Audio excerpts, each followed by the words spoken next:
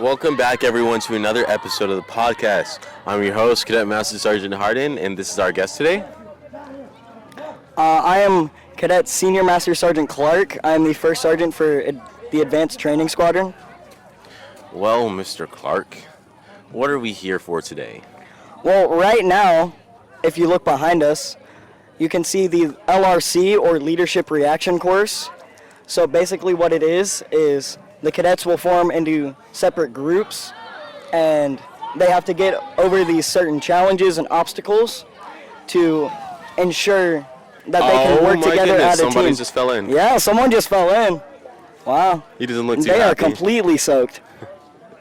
But what they're supposed to do is they're supposed to form a team, find a leader, and get past the obstacle. So it's pretty important for leadership, huh? It is. It helps you develop a lot for leadership. So you are the Advanced Training Squadron Flight Commander. First Sergeant. First Sergeant. So what do you do as a First Sergeant as opposed to like Flight Commander or Flight Sergeant? So for about the first day, I was leading drill. But after that, what we have is we basically appoint CICs, which are cadets in charge, and they basically act as flight commanders. And then we appoint their flight sergeants, and they're supposed to lead the whole squadron, which is 15 cadets. They're supposed to lead the entire squadron through drill and everything.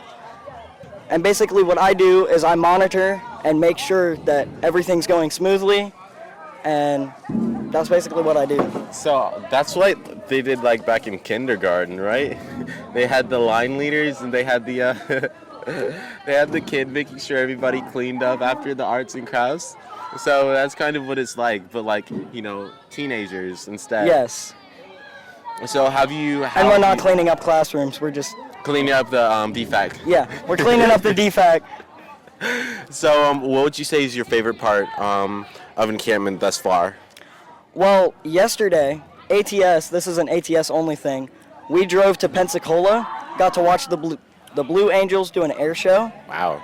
And then we went to the National Museum of Naval Aviation, and then watched a change of command ceremony for the 455th Flying Training Squadron out of Pensacola. I think you're missing something, Sergeant.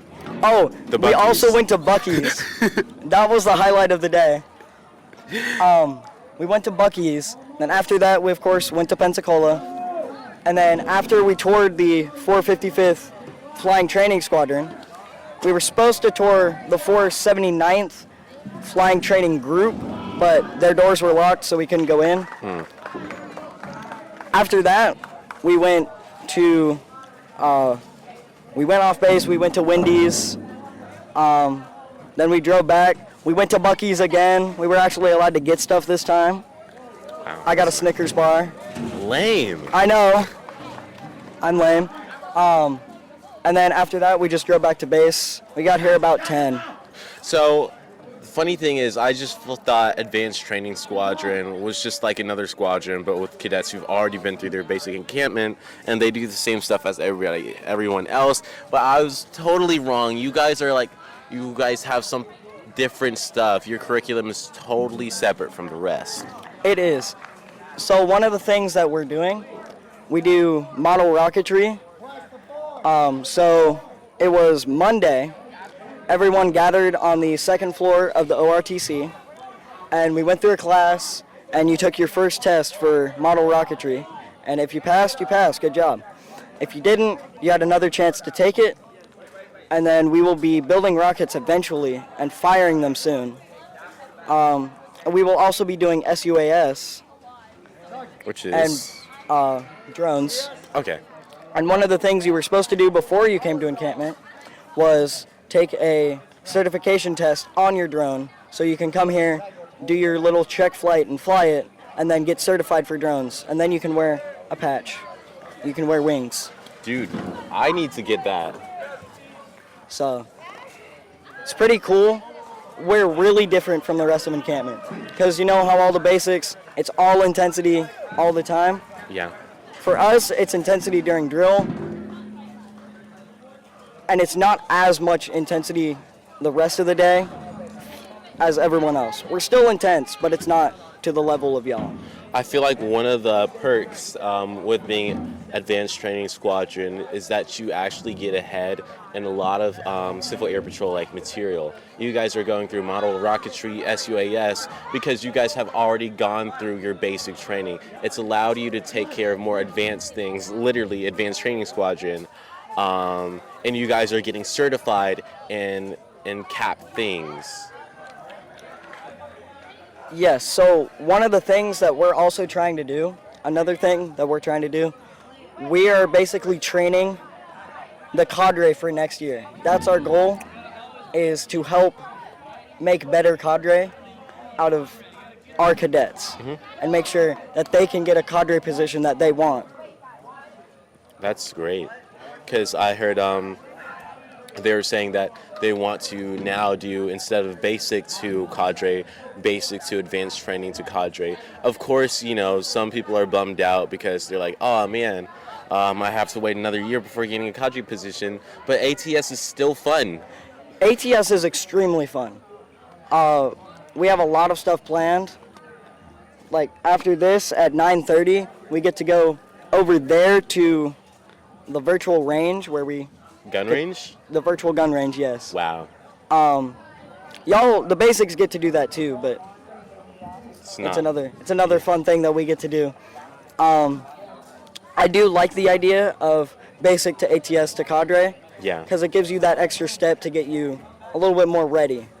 Because I basic last year, and it's a big jump from basic to cadre. Yeah, but you're doing a good job so far. I've watched you. Thank you. In a non-creepy way, of course. But I was taking pictures of you when you guys were doing a drill with ATS, and I saw how you appointed your CICs, and they are getting so much experience from this. And one of the most important thing in drill is to gain confidence commanding other people, because it's a big step being the one drilling and being told to march from, you know, being the one telling other people to march, being in charge, and, you know, taking control of the flight. It is a lot of responsibility. So yes, we were, at that point, we already had our CICs. Those people were just practicing to get a little bit more experience at drill. One thing that I did, I learned how to use a guidon on Saturday, and now I'm teaching people how to use guidons, how to, like I've already taught 2 people in ATS how to do their guidon. So we now have our guidon bearer, and our guidon bearer will switch out every day, along with our CICs and their appointed flight sergeants. So each flight, and you guys, that's ATS Squadron, you guys have a chant you do when you post your guidon, basically sticking it to the ground. What is that chant? Our chant is basically, ATS guidon has been posted, and then everyone screams yippee.